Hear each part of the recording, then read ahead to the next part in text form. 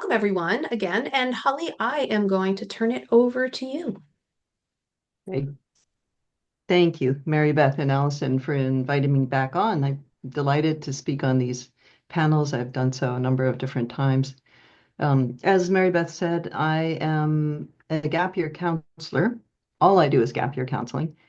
And my company, the Center for Interim Programs, is the oldest independent gap year counseling organization in the United States. So we started in 1980. Nobody was talking gap year at that point in the US, full swing in the UK, but pretty much beginning stages in 1980. So we're really in our 45th year. I just looked up how many alums we have, and I think it was 9,004, mostly students, but we actually work with all ages. And we're like a huge clearinghouse of options, vetted options. And that's our purpose, just to lay out an array of options and help people through whatever gap time they're taking. My father started this company in 1980 after being a teacher at Lawrenceville School for about 10 years, and then he was headmaster of private schools in the US and abroad for about 17 years. And he always saw a need for something like this. So he was collecting program ideas, back in the 60s when he was head of a school in Sedona, Arizona for about 4 years. And then, he was head of schools in Istanbul, Turkey, Vienna, Austria, Texas, and just always had this in the back of his mind. And then started interim here in Princeton. So he was a real pioneer in the field. No, as I said, nobody was really talking gap year. And I was actually graduating from Princeton High School for my last 2 years of high school. So the picture that you see there of the squid in me is my first gap year, where I went off and did aquaculture research in Hawaii in the fall of my gap year after I finished high school, thinking, maybe I want to be a marine biologist. And I didn't know. And it took me about, I don't know, a month or two before I thought, yeah, I probably don't have the patience for this kind of research. Good to know before majoring in that in college potentially. And then the second part of that first gap year, I went to Greece on an academic cultural study program in the spring. So I did two main things. And I worked in the summers, paid for all the airfare during my year.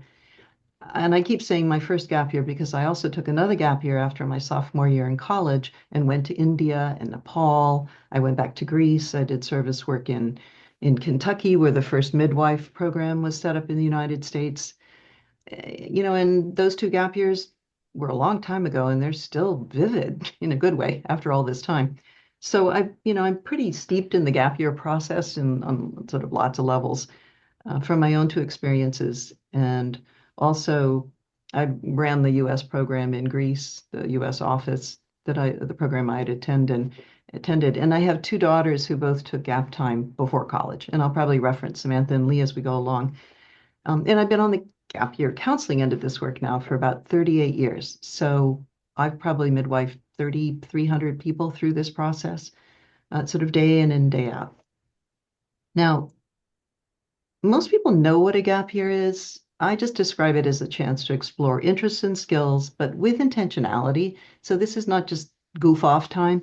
Ideally, you're going toward interests in a somewhat systematic fashion. Typically, it is between high school and college or during college, but you can also take time post-college or go right into gap time, not doing college. Really, it's whatever works for you. And usually it's around 3 to 9 months. This is very much a year on. People say, oh, I'm taking a year off or time off, baloney. You're on. You're on because you have to be. I mean, you're stepping into things that are really different typically than what you've done before. So people tend to be sort of scared and exhilarated at the same time as they're exploring. And I suspect Nora can speak to that quite a bit when she talks about her gap time. And I mentioned having a plan, gap, generate a plan. You do need to put some thought into it, ideally. Now, who takes gap time? Anyone who's interested, all different ages, all types of learning styles, all income levels. You don't have to bleed financially to have a great gap year. And you don't need any experience. You could be terrible at something. Who cares? It's all for learning, as far as I'm concerned. Now, for me as a counselor doing this work, for so many years, this is why I love this work. There's such a shift with students, especially as they move out of the academic process into this well of time where they're really ideally leading from this core pivot. You're asking these core questions. Who am I? What am I doing on this planet? What interests me? But then I choose and own what I'm up to. That's really different from being put in school at 5 or 6 and often typically expected to go to college, where you're living a lot of your life from the outside in. I have to do this, I'm supposed to do that. All these directives that come at us from the outside. And we don't really often have a sense of leading from the core outward. So, what I see with students when they start to do that and practice what it feels like to choose and own what they're up to, that for me is personal power. I mean, you're getting such a good sense of what lights you up or not, and how to take responsibility and ownership in your life. I mean, there are people in their 30s, 40s, 50s who often don't have a sense of that because they're busy doing the oughts and the shoulds. My father wanted to create a bumper sticker, don't should on me, dump the shoulds, lead from the core. Other benefits here, you're going to be more motivated if you're going towards something that you want to be doing and that you're choosing. And I do see a lot of students post-schooling just needing a break, just rejuvenating, resting, rejuvenating. And it doesn't mean, again, that they're not engaged or goofing off, but just reducing the stress and ideally, again, going toward things that really draw them. The relevance of our studies to the world. Now, this was a big deal for me in high school because I remember graduating thinking, I go from math class to history to Spanish. How is this stuff relevant? And how does it connect to the world, and or why aren't my studies more integrated? So it was great to have a gap year where all this stuff I've been cramming into my head all these years, in a sense, was playing out in the world. And I got a sense of that relevance. And it made it much more exciting for me then to move on to college with that sense of relevance. And then students are also thinking about budgeting. Parents can help with this. Like, here's your budget. Here's what we can comfortably or willing to put toward your gap time. And then the student is thinking about that with these carrots out in front of them, which is a real skill. Everything you do during gap time also goes on a resume. On a practical level, you're front loading a lot of skills that are going to be really useful in the work world, and that often are not skills people are getting even when they graduate from college. So even things that people might do that don't relate to a job they're trying to get. I had a young man who got into the recording arts world, and that was his interest. But he said, Holly, I always keep the koala sanctuary in Australia on my resume. He said, it never relates to a job I'm trying to get, but I like talking about it, and it's an interesting experience. So again, how you show up as a human being, I think, is more interesting with this range of life experience and skills. And then, many students are just heading right into college and they don't have a clue as to really what they want to get at. Even often when they finish college, many people major in something that don't even use it. So taking some time to go and explore different areas of interest, possible careers, finding out what you don't want to do is equally helpful, like me with the marine bio, because the field is what really gives you a good sense of whether this is something you want to pursue or not. And then, at transitioning into the work world after college or straight from gap time into the work world. And it'll be interesting to hear from Nora because I think there's so many skills that she has that, again, college graduates don't have, that are really marketable skills if you just want to look at it on a practical level. So some of the students might be doing also experiences that are job-like. So like a half step into the work world without as much riding on it during their gap time. And I'll talk more about that with the program types. This is a big concern that a number of people can have, is just how do students perform in college if they take gap time, if they're heading off to college. The myth is that they're going to lose academic momentum if they step away from formal studies. The reality on average is that these gap year students are performing at higher levels than non-gap year students. Now, anecdotally, with our 9,000 alumni, I can tell you the common refrain with us these past 45 years is, I'm a better student. My child's a better student, more rested, more focused, more excited about learning, all the things that I've been talking about. But higher ed started to pay attention, I think, to the quality of students showing up. So And this is older data now, but I've been on lots of gap year panels with Bob Claggett. Bob was in Harvard admissions for years, and then he was dean of admission at Middlebury College for about seven years. So this is data from what, 2011 to 2014, and what you're seeing here are uh, by class, the gap year students' GPAs in blue compared to their peers in red. So what Bob was doing is just crunching the numbers. How are these gap year students doing? And what he saw is that these students were who typically hadn't done anything formally academic for a full year were landing and outperforming themselves, based on their own academic history, as well as outperforming peers. He said even the Feb admits at Middlebury at that point, people who hadn't chosen to take gap time, they were offered the later admission in February. He said a disproportionate number of those students were walking away with all the leadership skill, all of the leadership awards. It's like, what's happening in 3 months that's affecting that change in those students?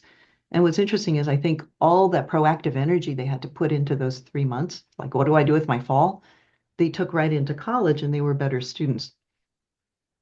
And then Bob ran the numbers for UNC Chapel Hill, same results, even more dramatic. GPAs of the gappers in light blue compared to their peers were higher pretty much across the board. And again, these students weren't doing formal academics for the full gap year. This is Mark Hatch's data. He was also in Harvard admissions, and then for many years, not dean of admission, but in admission at Colorado College. I think he just retired last year. This is actually from 10 years ago. I was on a gap year panel with him for a big NACAC conference. So we were presenting to college admissions people and high school counselors and so forth. And this is what Mark was saying then, same kind of thing as Bob. First year GPAs are higher of these Colorado College gappers. The young men who take gap time are outperforming non-gap year female peers in college, which is statistically unusual, and they're way outperforming non-gap year male peers. And he said these students are leaders on campus. They don't have the behavioral issues and dramas that we often see. They finish college, in 4 years or fewer. So they're really efficient students because it often takes people 5 or 6 years on average to finish college because they're changing majors, they're changing schools. So here's a real savings in tuition, interestingly enough. If you land in college and you are a more efficient student, you're a lot clearer about what you want to get out of it. They also started looking at just mental health of gap year students compared to their peers, just levels of anxiety and depression going down and the lower number of disciplinary incidents. I mean, basically, these students are just more mature and healthier. And he said at that point, we'd like to see 20% of our incoming freshman class have taken a gap year. The other thing he said that was unusual at the time, he said, if you're applying to Colorado College, tell us you've done a gap year or you're planning to take one. It will help you get in. It's not a guarantee, but he said on every level, you're a better student for us. You make us look good. This is the Gap Year Association, more recent data. So the Gap Year Association was formed over 10 years ago as like a vetting organization of programs and information, like all things gap year for the US. And you can see here again, similar sort of information, just increased maturity level, self-confidence, preparation for the transition into college or the work world, this competitive advantage just applying to colleges or jobs, and also more clarity on what you want to study. Now, here are some of the things that you want to watch out for. So as you're planning gap time, I mean, ideally, you don't want to force it on someone because that belies the whole power of choosing. You want to make sure you're landing in well-run options or that you've done your due diligence on whatever you're stepping into, because there are some duds out there. And the year, if you're taking like a gap year, you definitely want to put some thought into it because you don't want too many gaps during the year. You definitely need to have enough going on. It doesn't mean you have to follow a blueprint all the way along, because people are changing anyway as they go along. But definitely putting some thought into it and just, managing expectations. So it does take work. In some senses, college is kind of a no-brainer. It's all laid out for you. But gap time requires students to be more proactive and really thinking, do I want to do this? Do I want to do that? I'm going to change my plans here. And they are changing. As Nora will probably talk about, as you step into things, you're changing. So what you do next might change, and that's totally normal. and then just how to afford gap time. And like, as I said, there are lots of different ways you can work with that. Here's what I hear from students. I don't want to get behind my class or my fellow peers, or am I going to be too old if I'm heading on to college as a freshman? And what I tell people always is I don't never mean to discount how people feel, but these concerns don't play out the way people worry. So you're really kind of on a parallel track with peers. When you are heading off to college, or if they're heading off to college and you're stepping into gap time, typically you're connecting with fellow students or people who have a common interest. So you don't have to disconnect from a peer group if that's important to you. When you land in college, if you take a gap year and head off to college, you're definitely more mature. I mean, there's no question about it. It's not even chronology. Your head's in a different place. So you might look at some peers, freshman peers, and think they're kind of young. This was my daughter's concern, who she's a rising senior now in college. She said, I'm going to be ancient because she was a year older anyway. She said, I'm going to turn 20 the day before I start college. That was her main concern. And now if you talk to her, she said, there is no way I would give up my gap year for the benefits of it compared to feeling more mature, because I do feel more mature. Normally, it can be a real advantage in college. One thing Leah said was freshman year, she said, Mom, these are really bright students here. They don't know how to talk to each other. They don't know how to resolve issues. There are all these sort of roommate dramas. There's a lot of stuff going on that's taking a lot of energy. And she just didn't even bother with that. So she could really focus on what college had to offer in the best sense. All right, so here's what's out there. So when I say program or option, this is how I describe options. The first category are these facilitated peer group programs. These are specifically set up for gap year students, either between high school and college or taking a break from college, so teens and 20s, and they give you the most structure and support. Typically, they're running 2 to 3 months, fall or spring. There are some full year programs, but actually fewer since the pandemic years. So normally you're looking at sort of semester by semester. Many students like to start with these in the fall if they want that guaranteed built-in group of peers. So like 10 or 12 peers, you've got leaders. Some of them are focused more on outdoor adventure activities with peers. Some are looking at like art history or um, architecture or cultural study programs. Some are really immersions in different cultures while they're doing different service projects or living with local families and working on language skills and doing kind of adventure sightseeing woven together. Um, Others are focused on, marine related experiences. So, and then some are academic. Some people, for example, might head off to England and do classes with international students just because they want to take classes, not necessarily for credit. So what these give you is that cohort and structure and support. You're paying the most for these. They're running 16, 20,000 a semester, some of them. Some of them are accredited, so you can use 529 plan money for them and potentially use the credit. If students are applying to college and asking for a deferral, most colleges may say, fine, take your gap year, but don't garner credit. So, or maybe only so much. So it's college by college, so you want to check that. So this is the first category. Second category I describe as skill-based intensives. These are shorter, can be longer, but typically like 1 to 4 weeks, where you're landing with fellow students with a common interest, could be a range of ages, and you're getting a lot of information fast. It's like either I'm going to learn how to build a guitar, I'm going to get my wilderness EMT certification, a medical training, I'm going to learn how to teach skiing or snowboarding or yoga or do a cooking intensive or learn how to run a recording studio or filmmaking classes or writing intensives. So you can tuck these into gap time now or down the line. What I like about them is in this short period of time, you're getting a lot of information fast and you might walk away with a certification. Typically, these are in the US, but actually a fair number abroad as well. And you're paying a fee that covers the tuition and usually the housing, but it's usually less, much less than the group programs. This third category, I describe these as urban internships. So you're working with providers who do nothing but set these up for you. students, 18 on up. Most of these are abroad, and typically they run 2 to 3 months. So you're landing in a city. You're often living in shared apartments with fellow interns, so you have a built-in social life. You're not lonely. And then everyone's fanning out to different internships during the day. So both my daughters did these. My stepdaughter did an internship in Dublin, working with a little art co-op at 19 years old. She said, I'm pretty sure I got my job with IBM right out of college based on that internship I did at 19 in Ireland. She said, that's all we talked about during the interview. And IBM told her later, Samantha, you got this job in part because of your gap year. So again, remember I was talking about how you show up as a human being is different. If you go and you do this like half step into the work world and know you can handle it, it makes the transition into the real work world, in a sense, much easier for you down the line.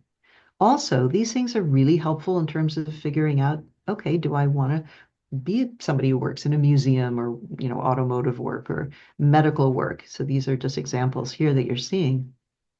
My daughter Leah, same thing. She did an internship with a human rights lawyer in South Africa while she was living with fellow students. And she said at one point, Mom, I just realized I'm not really on a program here. I'm just kind of living independently in a city. And I said, right. I said, you kind of are on a program, but you don't feel it.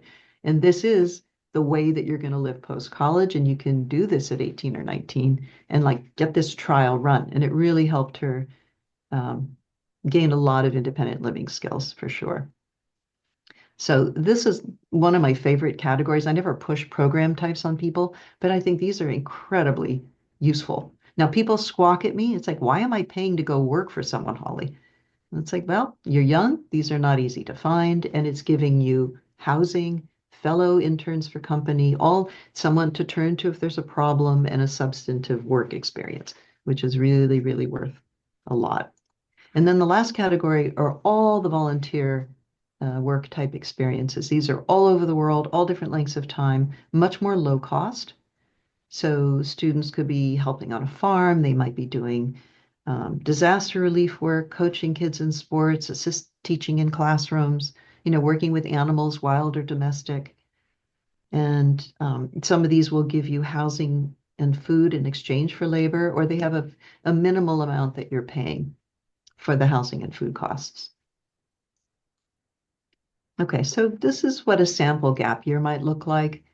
Again, you don't have to follow this blueprint, but typically summers, people are doing their own thing, working. I always recommend like work, help pay for your year. This is your year. And then in the fall, they might be stepping into more of a facilitated group experience if they want that, or something at least that connects them with community. And then a break in between. Sometimes they're applying to college or reapplying halfway through. And then in the spring, more independent experiences is sort of a progression from more structure and support into more independent placements. So the internships, the trainings, the volunteer, and then heading off to college or into the work world after that. This is an example of one of my students this past year, who's a PLC student. So the start was in the summer doing a group program for a month in South America. Definitely lots of structure and support. And then set up her own school internship after that for a month. And then in the fall, working locally, and then just diving into language classes in Spain and another school internship. So there's a theme here of Spanish and working with children. Winter break at home, and then heading off where she still is to this internship at a Maori-inspired mental wellness center in New Zealand. 3 months there and now extended. And she might be there 5 months, could even stay on until November. So loves it. I mean, just you could see as she moves through this year, just getting more clarity about this kind of work and a lot of experience, work experience too. And then this is Mary, an example of a low cost year where she worked in the summer, did a very low cost volunteer project in Guatemala. And then in the fall in the US, helped at an outdoor ed center where she actually got housing, food, and a stipend. We're not really a job placement service, but I know some things that might provide a bit of a stipend for students. And then she helped in a youth hostel in the Netherlands and got housing and food in exchange for her work. And she said, I had time to putter around The Hague and just really enjoyed being there and meeting all these international travelers, young travelers. Came home, worked again, and then her splurge was heading off to South Africa to do a medical internship, and then worked and then headed to McGill. So very reasonable costing year for her and her family. So, when do you start planning a safe gap year? It can be any time, but ideally by spring of, say, senior year in high school. People still have time to set up a great gap year. Definitely update, check passports. They need to be good 6 months beyond whenever you get back from wherever you're going. And then sometimes people don't think to check just the travel requirements, health requirements. Typically, students are traveling as tourists for up to 3 month chunks of time, but there are some places like New Zealand, for the student there in New Zealand now, where you can get working visas that are allowed you to stay longer. The other thing is that, I had a young man who was on Adderall, I think for ADHD, and the family didn't realize that Japan, for example, won't let you into the country if you're taking Adderall. So you definitely need to check what each country has as requirements for some of the medications if you're taking medication. And then really understanding the college deferral requirements. Often, as I said, colleges will say, fine, take your gap year, but don't garner credit. It doesn't mean you can't do a program that's accredited if you want to use 529 plan. You just can't submit for the credit. And then also, sometimes people don't check to see if the scholarship or financial aid can also be deferred because sometimes they need to disperse it, the colleges, within that academic year. So they might defer you, but not defer your funding. It's really helpful just to start with very basic interests. So on our website, people can, there's so much information on our website, just harvest it. And the interest sheet on our site is really useful because it helps students pinpoint, okay, locations I'm drawn to, areas of interest, just circling things. And then you just start matching those with the options using gap year fairs, the online resources. If you're going to work with a gap year counselor, we just help you through that process. And there are others of us like that. And then definitely speaking directly with program providers. It's really helpful to talk to alums. Someone like Nora, it's like, how did this work? Which ones did you do? What do I need to watch out for? Somebody who's just gone through it. These are some really helpful resources. So I mentioned the gap year fairs. These normally run January through March, maybe a little in January, February, a little into March. And so they're done with this year, the fairs. And they're hosted by Go Overseas. They've been around for over 10 years as well at this point. The Year Out group, and I speak at a lot of these fairs, usually they have a presentation at the start, just explaining gap year benefits, pretty much everything I've been talking about. The Year Out group is a British organization that vets mostly British programs or international programs. And then the Gap Year Association is the American version of that. So if you're hunting around online, you find a British organization, see if they've been vetted by the Year Out group, or you can run it through the Gap Year Association or find programs here. Now, most of these are the facilitated group programs. So that's like the tip of the iceberg in terms of what's out there in terms of options. And then there are a number of us gap year advisors, and we just help people through the process. With us, it's always worth it to do a brainstorm. We don't charge for it. Part of our mission is to educate people about the gap year. So I'm not here to promote interim, but I speak as an expert, and I think it really helps students sit down and have someone help them map out a potential plan, based on their interests. And it can really reassure parents and students that this is how this works. This is fine, and there's some options in place. And nobody's obligated to work with us after the brainstorm. I mean what I said when our mission is to just help educate people about it. It's relatively still a new field in the US. Okay, so again, I'm Holly Bull. I'm a gap year counselor here in Princeton, and I'm going to take us off this share. Let me just, so that Nora can pop in here. Stop share. Thanks, Holly. That was awesome. Okay, great. Yeah. a huge amount of great information. Allison posted the link to Interim Program's website online, and I think she found specifically the interest assessment, a link to that as Oh, well. good. Thank you. Actually, she's saying, oops. Okay, you check the chat. But I really love the level of detail, Holly. Thank you. And the examples of types of program format. Super useful. Thanks. Great. You're more than And now I'm welcome. gonna turn it over to Nora. Nora, give us an overview and some of the highlights of the stuff you've been doing. Hi everybody, I'm Nora, and Holly, it was actually really fun to hear that presentation again because I remember I think I was a junior in high school, and Raritan Learning Cooperative hosted this same event, and I remember you doing the presentation. So it was cool to hear it once again now on the other side, the flip side of things, having taken not one but several gap years now. So my path was anything but linear or predictable. I'm going to be glancing down a bit because of that, just so I took some notes of things and resources I wanted to mention, just because my journey was a bit scattered. Originally, my plan was to take 1 year off. I was going to work through the summer and the fall after graduating high school, and then I was going to take 4 months starting in January to travel to Southeast Asia and then volunteer in Nepal. And then I was set up to go to university in Sweden after that. But I never made it to Sweden, at least for university. It After Nepal, I met a really cool group of people who told me to visit them in Germany, and then I ended up living there for a year and a half while taking German classes. Um, I ended up doing college completely online while traveling. And I recently finished that degree through the University of Maine online, doing all my coursework on buses and planes and such. Um, but yeah, and this year my goal is to finish my travel memoir. So now I'm heading into like my fourth gap year per se, but I like how Holly put it, like their gap years on, I think, is that was what you called it. So that really resonated with me.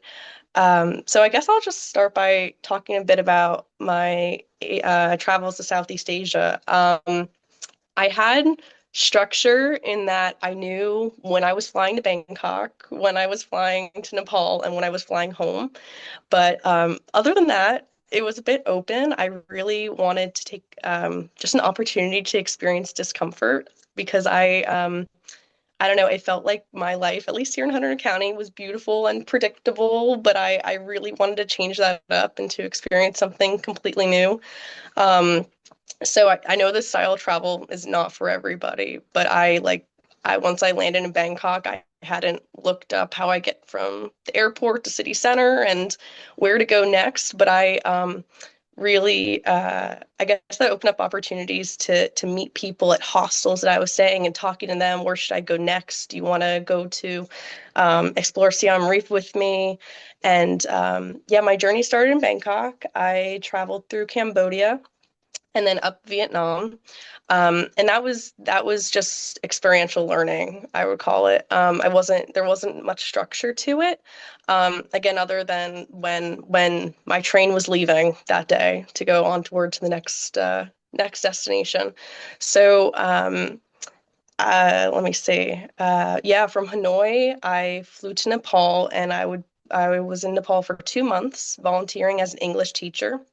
I volunteered through IVHQ. Now they're kind of like an umbrella company, and I feel like they're quite popular. So maybe Holly, I have a feeling Holly probably knows of them.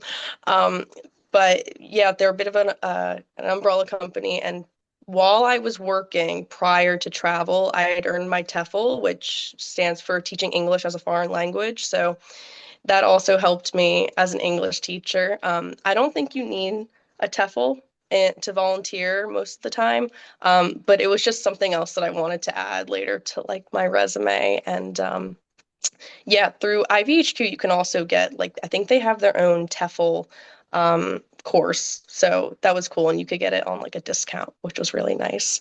Um, but when I was in Nepal, I first taught in a really rural area on the Indian border, and then I moved to the Kathmandu region, which is the capital.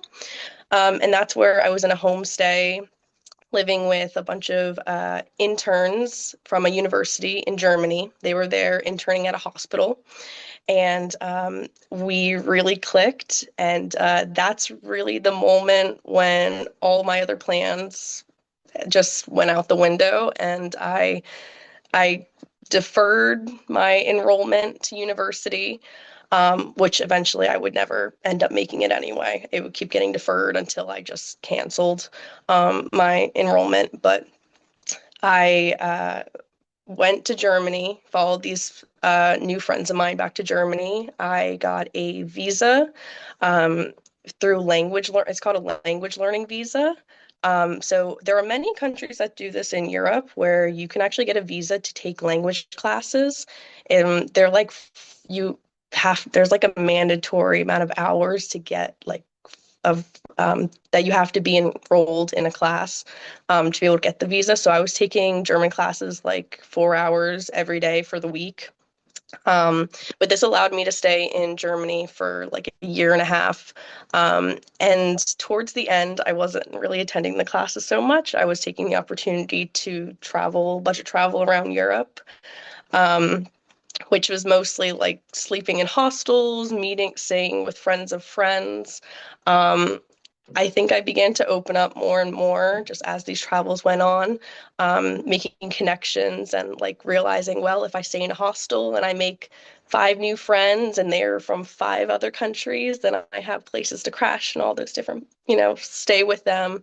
Um, so that brought me to Germany. And while I was living in Germany and taking those German classes, I also began doing my university program completely online through the University of Maine at Presic Isle. I was able to ultimately graduate in about 2.5 years because their degree program, it's your pace, so you can go as fast as you want. They have a lot of really flexible programs, which is really cool. Like it's almost it's very much in alignment with like Raritan Learning Cooperative, and you can really build your own degree in a lot of cases, which is pretty neat. And I transferred in a lot of credit as well, which was helpful. I used like CLEP exams, AP exams, other online like college classes. Another big one is called Sophia Learning. And I took classes through all of them. And ultimately, my degree was about $4,000. And I did that degree all while being able to travel. And yeah, now I'm in a place where I am, yeah, I'm working on my travel memoir because writing is my happy place. Originally, I thought writing was just going to be more of a side hobby. And my goal was like maybe to work with an NGO or something. But I think now writing's starting to become the main focal point, at least right now for my life. So on the horizon, my goal is to finish that book, get it published, experience that whole world of publishing, and yeah, so that's what's next. Maybe grad school online. There's a lot of options there too, but I guess ultimately I never subscribed to or clicked very much with like the idea of finding myself. For me, it was always about learning how I wanted to live life through all these different perspectives around the world before I really discovered like what I wanted to do with my life. So I guess it was the how before the what, which has given me everything that I have today. And I'm in a really I feel really fulfilled right now with where my now going into my 4th gap year has led me. So yeah, and I guess the one other thing too is I guess to anybody who feels like they don't know what they want to do with their life, I think that's really something to actually celebrate at your age because that just means there's so many things to explore.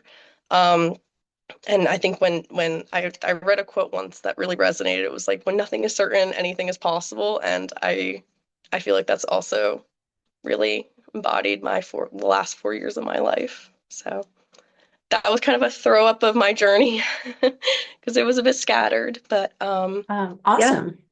Thanks for sharing all of that, Nora.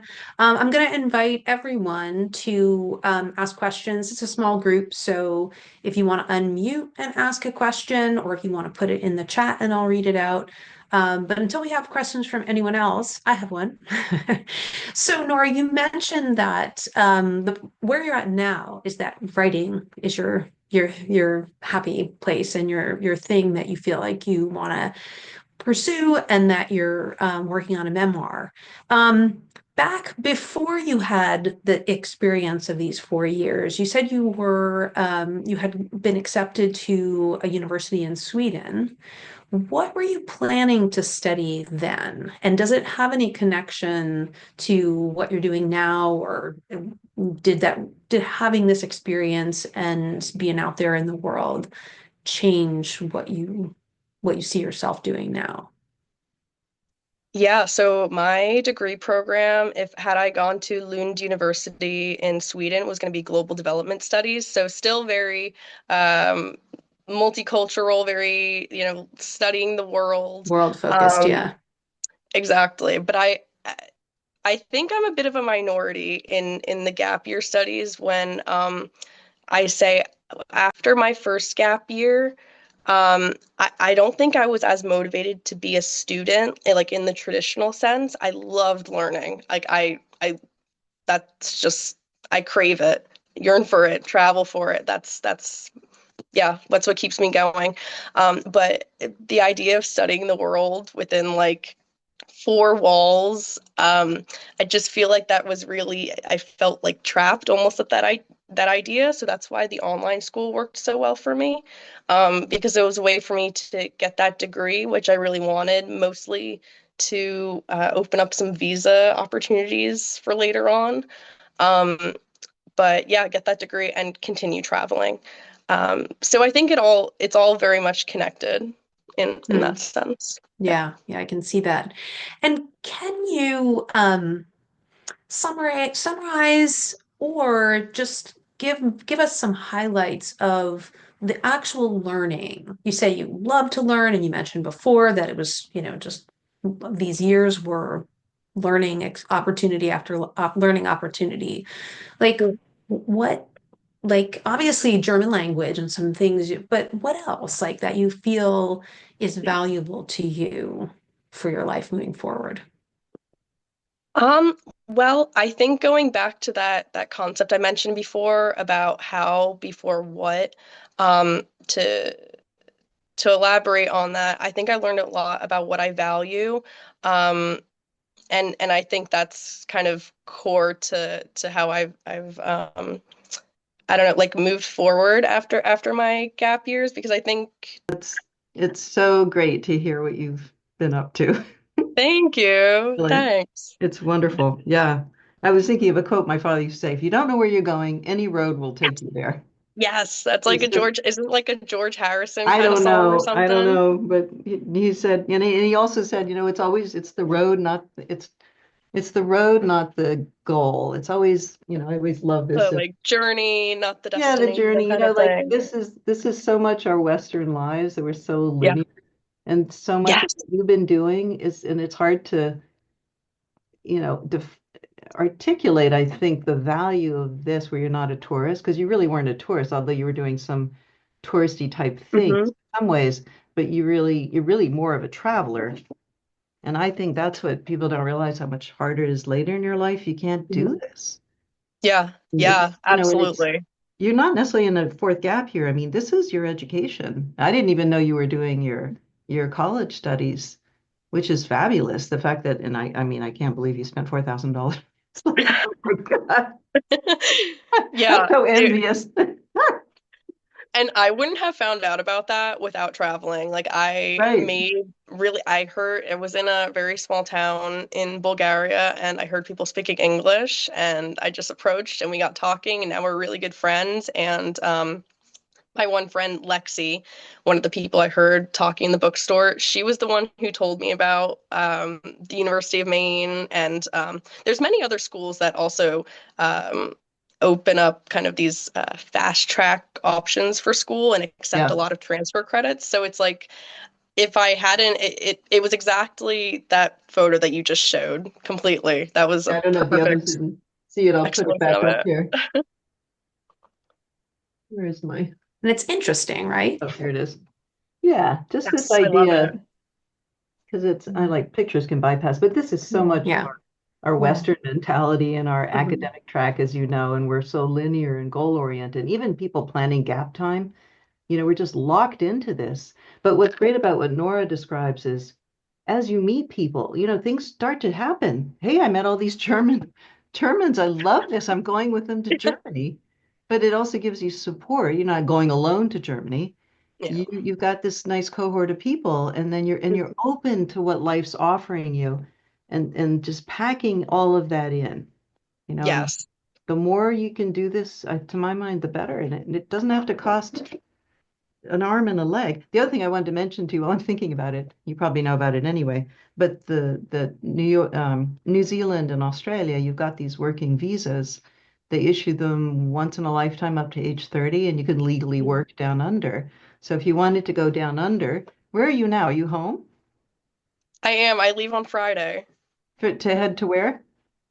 I'm bopping around a bit. Italy and then Mongolia. Oh, wow. Oh Okay. my gosh. Yeah. Nora, how many countries have you been to? A leading Um, question, because I kind of know about how many. yeah, somebody asked me this recently because I hadn't like I've met a lot of like some people while traveling who are like I'm getting to all of them kind of thing. I got home from Moldova a few weeks ago, and Moldova was my 41st country. Mm, Oh, mm. Yeah, 41st or 40 or 41. that's great. Yeah. Yeah, but yeah, I think it's definitely been my education, and I'm all about like I mean this all aligns with the Raritan Learning Cooperative Yeah. exactly. So, Yeah. yeah. Well, you're good living proof. And if, and again, just on a practical level, even if you're not sure what work you're doing or if it's going to be writing, you're you are bringing to the table so many skills that, as I said, a lot of college graduates, most college graduates and people graduate, they have no idea who they are, what they're interested in Hmm. really, or they don't know what the world is like. Yeah. So Yeah. you have so much that you can offer that you may not even realize, Nora. Oh, I'm so grateful for all of it. I mean, especially like, I mean, it was a lot of saving too to make this possible. I Yeah. mean, there's a lot of other aspects like my parents who I have like the most hippified, like go with the, I mean, my dad's a high school guidance counselor, and I think he's seen through counseling students too, like so many kids going through the mainstream path, and then he'll talk to them a year later, and then they've changed degrees 3 times, and it was like, oh, I wish I took a gap year.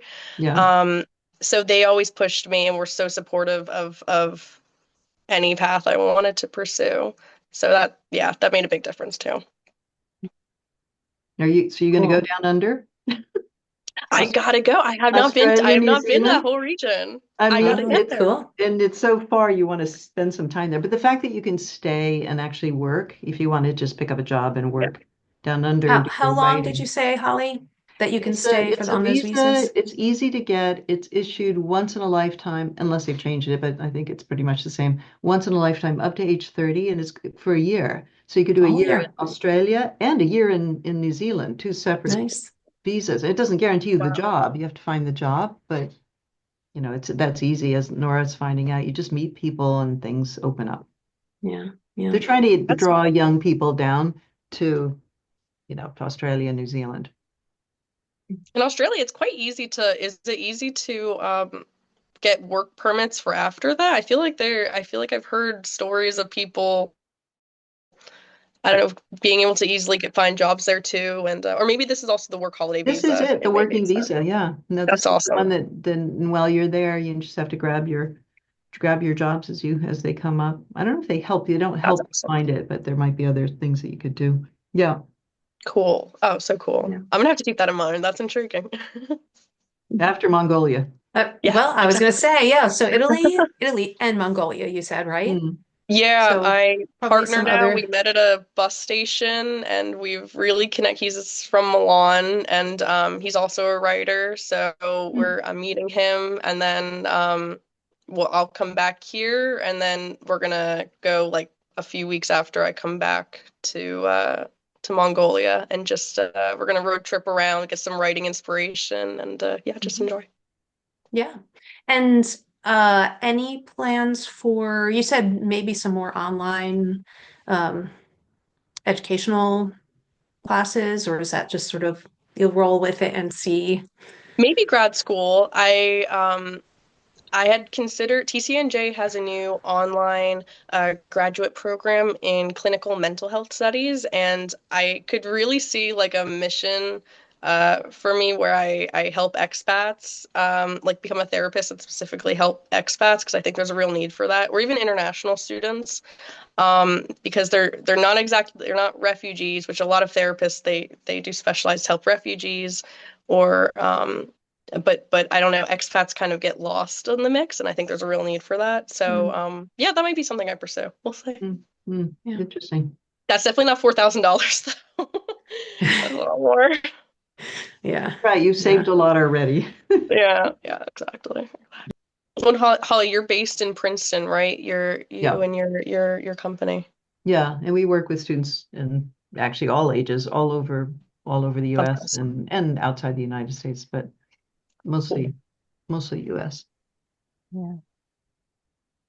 And I'm an expat brat, so it's an interesting Ah, psychology of having one foot in one culture, and then you're Yeah. never part of one culture. Hmm. Which has its advantages, but it also makes you kind of like watching stuff going on. Yeah. I think I never thought about therapy for that process, but I think you probably could find people who might appreciate the fact, that you have the experience of traveling, but then also just how do you negotiate being more of a like a fringe dweller as it Hmm.